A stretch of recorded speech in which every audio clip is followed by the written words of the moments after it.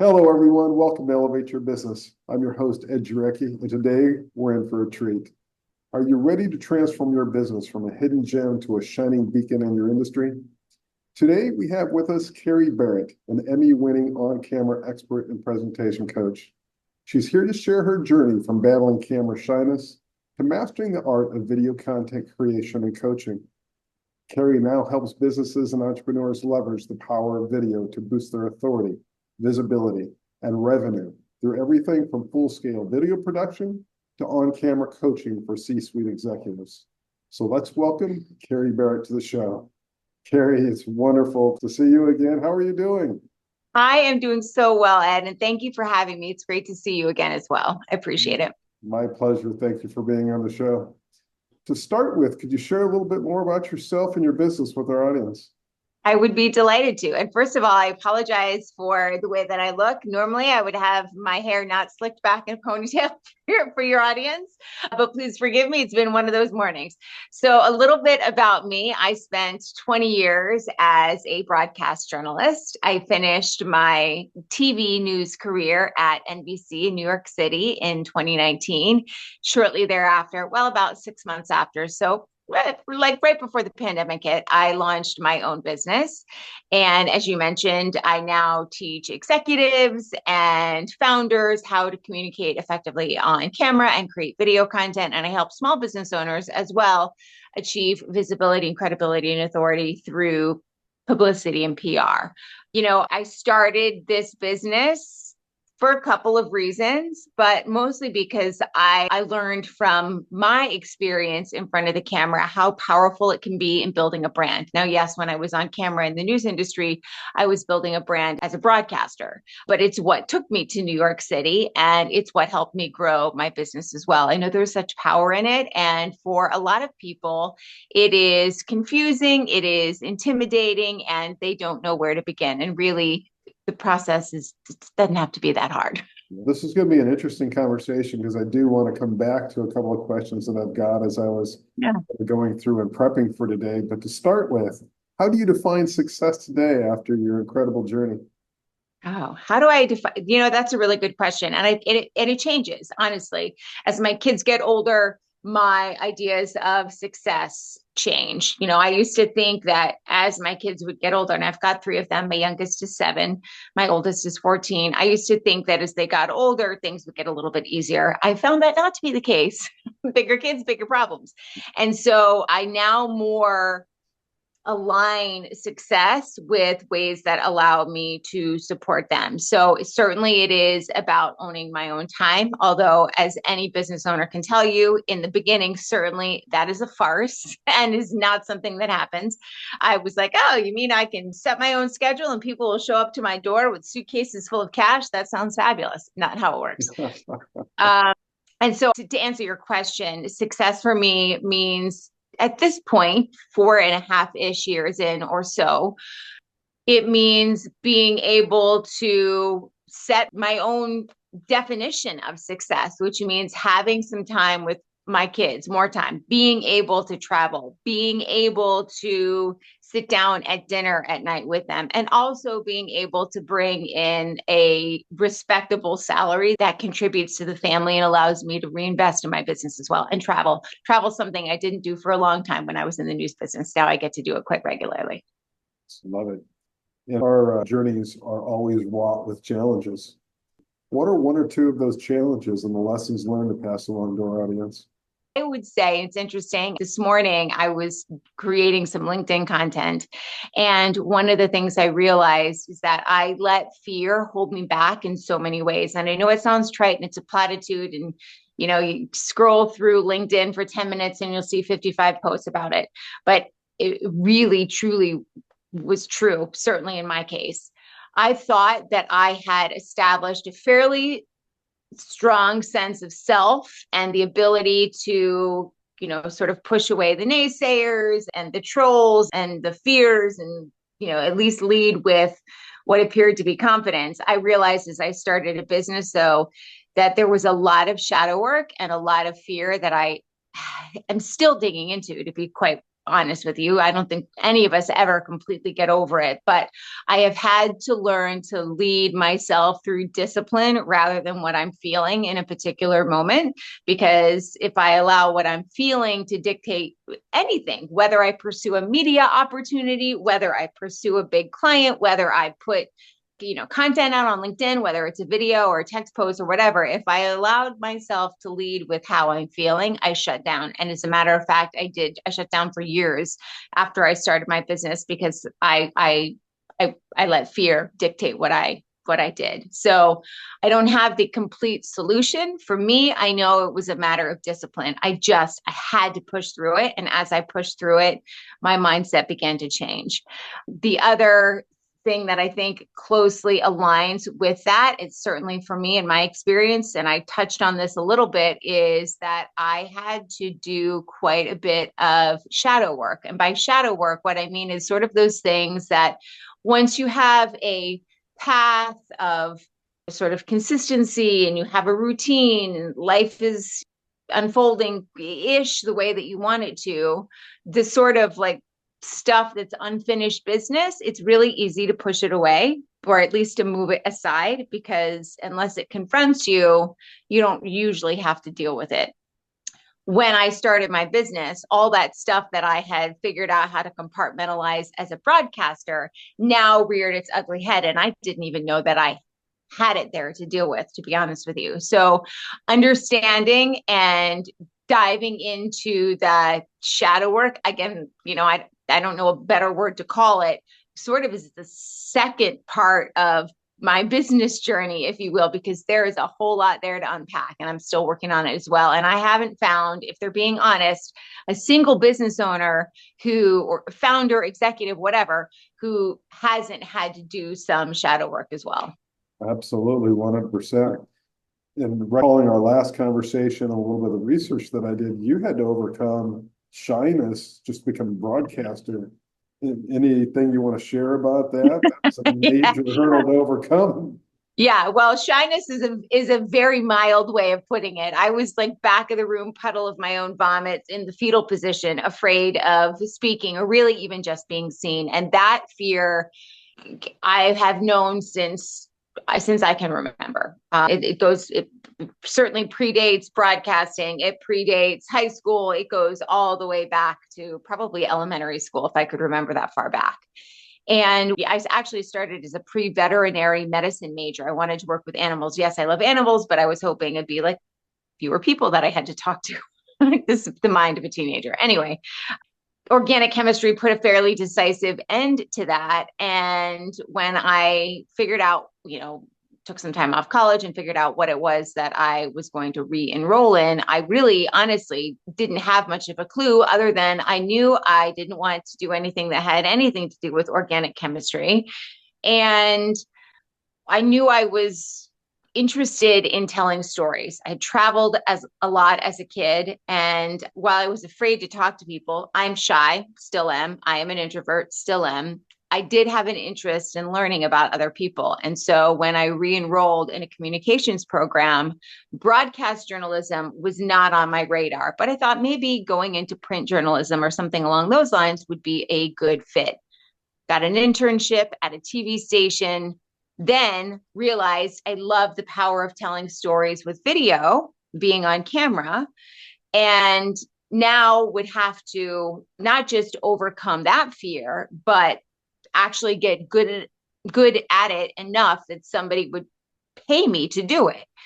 And that began the process of not necessarily overcoming the shyness and the introversion, because I still do feel that if I'm in a big room with a lot of people that I don't know, I'm shy. I'm the person that's up against the wall. And I have a tendency to like my time by myself as a way to recharge, which would lend itself to the idea that I'm an introvert. Aside from all of that, the process was not a linear one. It was, a few steps forward, a few steps back, but I had to do it every single day, right? I didn't have the option of going into my boss and saying, well, I'm not feeling it today. I don't want to make a video today or whatever, right? Well, that's what you're hired to do, Kerry. So goodbye.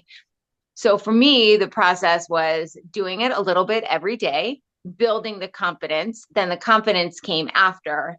And when I really realized that I had made that transition was not one specific moment, but I recognized it in one specific moment. And it was a breaking news story. And I didn't have my co-anchor. He was off that day. So I was going to have to handle it by myself for the first time ever. And it wasn't beautiful by a long shot, but I managed to navigate my way through it. And the viewers knew what they needed to know. And I didn't lose my cool. And I walked off the set at the end of the show and I wasn't fired. And I realized in that moment that whatever was thrown at me, I could navigate through to the other side. And again, it didn't happen in that moment, but I recognized it in that moment. And that was really where things changed for me. I'll tell you, for our audience out there, I think this is one of the most important conversations that anybody can consider as they're traveling whatever journey to some other goal, some vision, some dream that they're looking to attain. And one side of that is push through, deal with the shadows, deal with the challenges that we're faced with. I too am a fairly significant introvert. Very first online video I did was just over a year ago. That will tell you that that was not an easy jump to make. And even today, I have to prep and make sure that I'm prepared mentally to go through it, et cetera.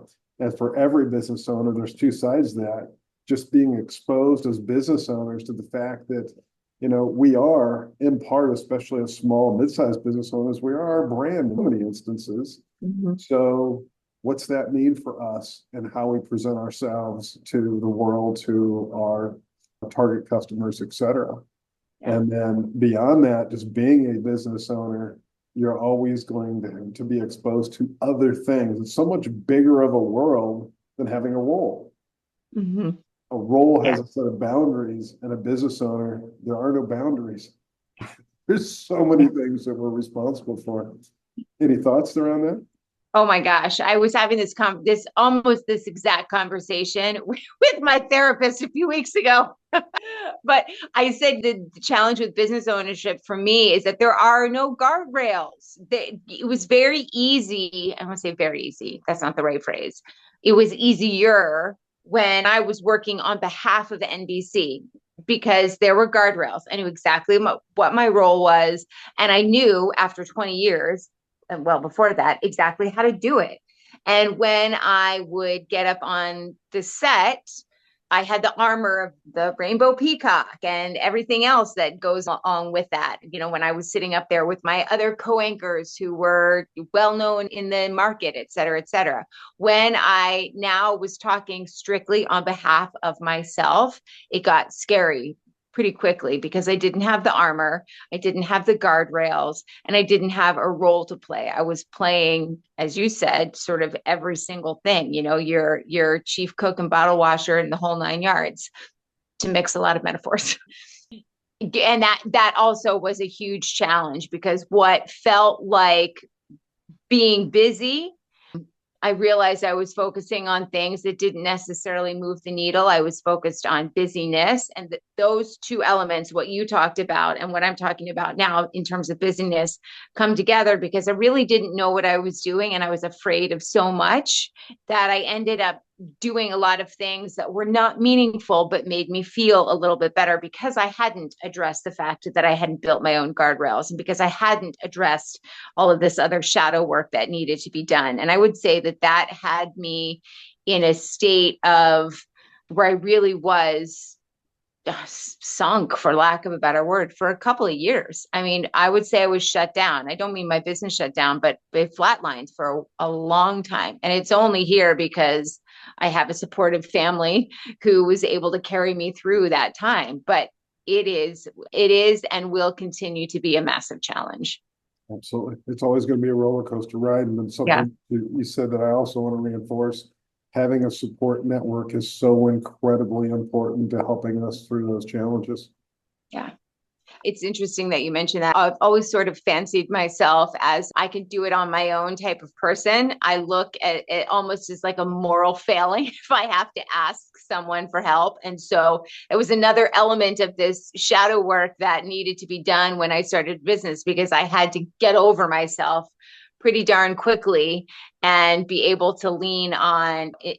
When I first started, it was my husband, because I didn't have any connections in business or anything for that matter outside of the news world. And that was really tough for me to do. And it was also really tough going from being the breadwinner of the family to now being one that was sort of draining it, for lack of a better word. And that element was, I would say, I'm going on 4.5-ish years, and I've been finally through that phase where I was the drain and the business is doing well. But I would still say there's a little bit of entrepreneurial trauma that resides as a result of that experience. And I would say all entrepreneurs, whether they call it that or not, have some level of, put it in air quotes, entrepreneurial trauma based on experiences that they've gone through as well. So all of that to say, we're all in this big stinky boat together. That's exactly right. And of course, part of the challenges that we face every day is the fact the world around us is moving at an incredible rate of speed. I was reading part of an article this morning about the 12 AI trends going into 2020. Oh, gosh. Yeah. I've got my own philosophies and theories based on everything that I've read and experienced. For you, from an innovation perspective, what's helping you drive your business success? Yeah. Well, I have similar, I think, probably thoughts in terms of AI. I realize there's a lot that is beneficial about it, especially for the small business owner, if they're able to leverage it to plan, I don't know, emails and messaging and generate ideas for social. And, I use it to help me generate ideas when I'm pitching to media organizations. But in fact, I was writing another post about this yesterday. There is so much fake, and I'll put fake in air quotes. I'm using a lot of air quotes during this episode. I don't usually like them, but fake content. I say fake because somebody is doing something to create it on the back end, a business owner, et cetera. But what we see on the public facing side, it's very hard to trust anymore. I see videos on LinkedIn, for example, and you really have to look.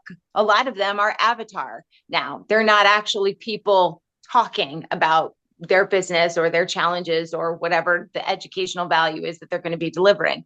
So in terms of AI, I do use that to drive ideas and iteration. It is never the public facing, it's never the front of the house content, if you will. What I have learned, and I'll pitch a little app that one of my friends who was a producer at the Today Show developed. It's called My Story Pro for Business. And it's one of the greatest ways for me to look at my own stories and figure out how to make them accessible and meaningful to the average business owner. When I work with clients, it's very easy for me to see their stories, but it's hard for me to see my own because I see it through, all of the colors of the different lenses I've put on over the years and the ways that I judge myself and the inner critic, et cetera, et cetera. But I have really learned to leverage that piece of AI in order to distill the stories that are compelling for a potential client or that help a current client get through a particular challenge. And the other ways that I have really moved the needle in my business, two ways, is creating video content for LinkedIn. And I know all the rage as of this recording is that LinkedIn is pushing video content, pushing video content, pushing video content. And I do think they are. But what I think is even more important than that is that you cannot AI manufacture human moments. You cannot AI manufacture quirks and humor and those sorts of things. That may be coming, but right now it's not. So video content online, LinkedIn specifically for me, has been a huge way that I've moved the needle. And then media opportunities. I am pitching myself and my clients, my PR clients anyway, for media opportunities. And media, traditional earned media, I think is it's going to explode in 2025 because it's going to be one of the only ways that we know that content, especially that we're seeing in a video, is actually real. There's no way to fabricate an interview on CNBC, at least not now. It is going to be an incredibly interesting period starting in Yeah. 2025, where it goes from there. There's a lot of guesses. It's anybody's guess, but I think you're absolutely right. Trust and credibility is at the core and heart of any business success in today's day. It's all about those relationships. Mm-hmm. How far can AI be used in order to create that genuine trust building interaction? Yeah. And I think it's going to be really interesting because I do too. it's a balance between not wanting to get left behind and to be overtaken relative to other brands. Yeah. And, I still think experience and those types of things are at the core of what we bring to the table. Yeah. But it can much more easily be masked with all these tools that are out there. But at the same time, we have to leverage them. Yeah. Minimum to find ways to automate the back end of what we're doing so that we can focus on those front end activities and creating those genuine, personal, direct relationships with our prospective customers and our clients. That's key. And I think the way that we each leverage them will be different. It'll be the things that we like to do versus the things that we don't like to do, the things that we're good at versus the things that we're not good at. And the things that we can offload that we don't like to do or that we're not good at, that we can offload to AI so that we can focus in on the zone of genius, as they call it. Those will be the areas to focus on. But for each type of business, for each business owner, it's going to be different. You might, everybody finds ChatGPT helpful, but there may be other AI platforms that for one person is, a game changer, an actual game changer, and that for somebody else is meaningless. If you're a copywriter, ChatGPT is not your friend. Well, it'll be interesting. Maybe we'll do a follow-up a year down the road and see where things are at and have this conversation. Would love to do that. Takeaway for our audience, if there was one thing that you could share with them that they really must consider for their life and business success, what would that be? Oh, gosh, that is a really good question. Depending on where you are in business, if you're considering jumping in, it's not something to take lightly. There's a million gurus on LinkedIn who will tell you, oh yeah, look at, you're just, one post away from swimming in a pool of cash. We see those sorts of posts all the time. That's not true. And embarrassingly, it took me a little while to realize that. So it's not easy, but if you're beginning your business journey, you can do it. And if you're a little bit further along, I would say one of the takeaways is, for me, and I'll reiterate this, is that shadow work. You can't ignore it. The state of your business is in my experience, a state of what's going on internally. And until you figure all of that out, or not all of it, we'll never figure all of it out, but until you get your arms around it to some degree, your business will always reflect what's going on inside you or within you. So doing that shadow work and constantly doing it, not letting your ego get in front of you, not letting your fear get in front of you, has been key for me. And I think it's key for every business owner or founder or executive or wherever you are in your professional career. Wonderful, wonderful feedback for the audience. As we wrap up our incredible session with Kerry, I'm sure you're all buzzing with ideas on how to elevate your business. Kerry has shared a few of her transformative insights, showing us how to turn camera shyness into on-screen charisma and leverage video for real business growth. But before we sign off, I'd love to hear from you, our amazing audience. What's your biggest challenge when it comes to presenting yourself or your business on camera? Drop your thoughts in the comments below. Remember, every business owner has the potential to shine on camera and boost your brand's visibility. With Kerry's strategies, you're now equipped to take that first step. So are you ready to press record and elevate your business? Thank you so much, Kerry, for sharing your thoughts and insights with us.